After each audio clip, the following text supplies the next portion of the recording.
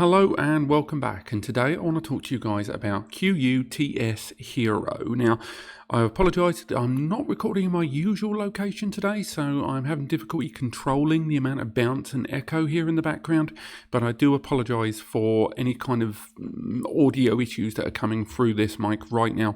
I'm in quite close proximity to the NAS we're utilising today, which is the brand new TS-h886 from QNAP. It's their new ZFS enabled NAS. It is technically a 6-bay, although realistically an 8-bay Xeon powered NAS.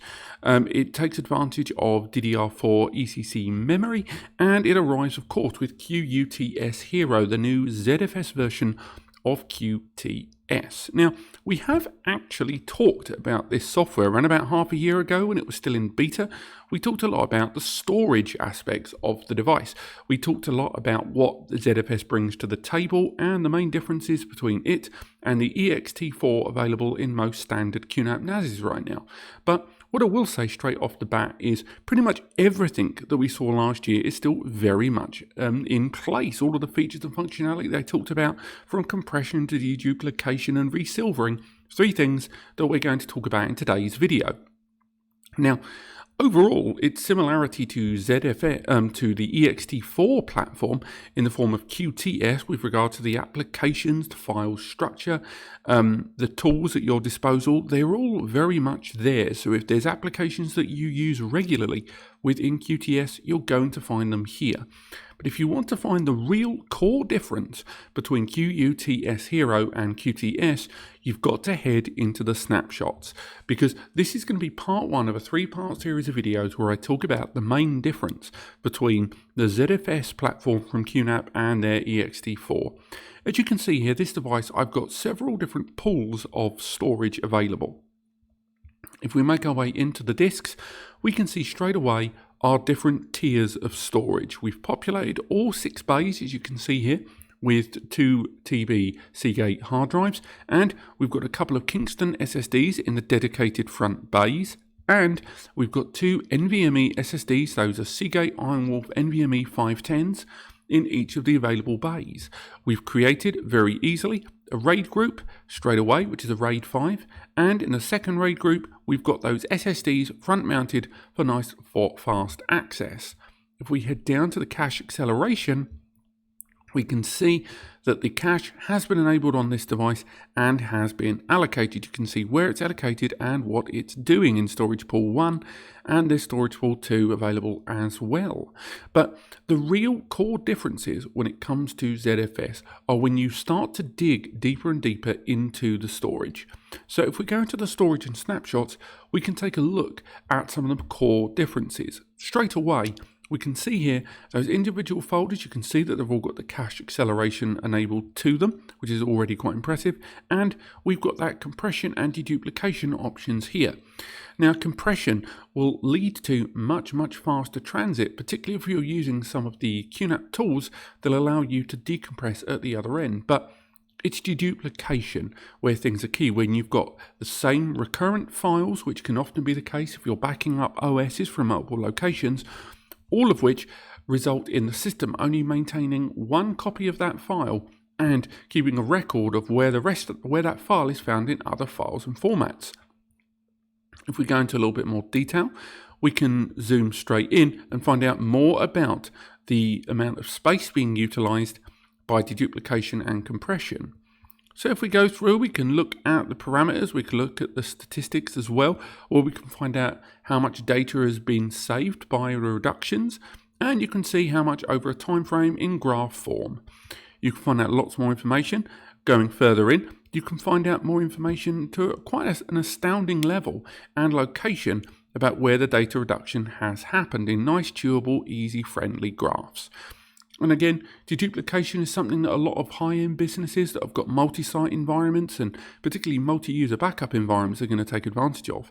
But the idea that you can break these things down quite statistically will give you some idea about the inherent advantages of compression and deduplication to the end users.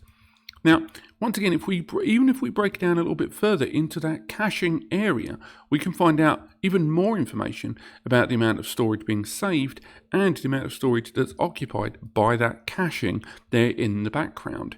Moving forward, we can dig a little deeper into the resilvering side of things. Now, for those that aren't aware, resilvering is when a drive is reintroduced into a RAID array. Now, if you were to accidentally remove a drive from a standard ext4 array, it would break the RAID. But in the case of ZFS, and thanks to resilvering, you can go ahead and just remove a drive quite easily, and then you can disconnect it. You can ignore that down there on a private network. And what I'm going to do now is remove one of these drives, and then the system will start telling us that there's a problem. 2 seconds.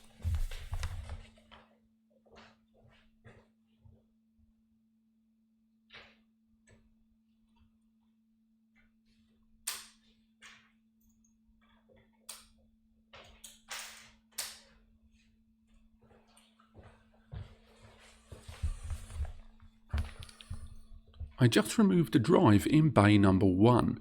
The system will take a minute and eventually you'll start to hear it beeping in the background to acknowledge that a drive has been disconnected from the available storage array.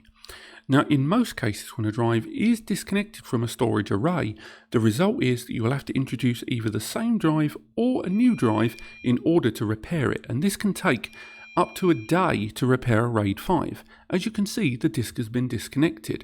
Normally in ext4, if you introduce a new drive, what would happen is it would have to rebuild the array from scratch, regardless if the data is on that disk. Now I'm going to reintroduce the disk in bay 1.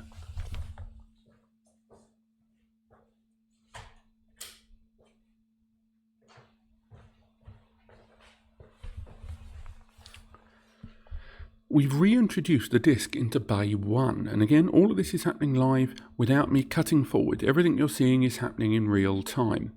So we'll let the system see that the drive has been reintroduced. We can see that it's already acknowledged it before, and now you can see that that drive has been reintroduced.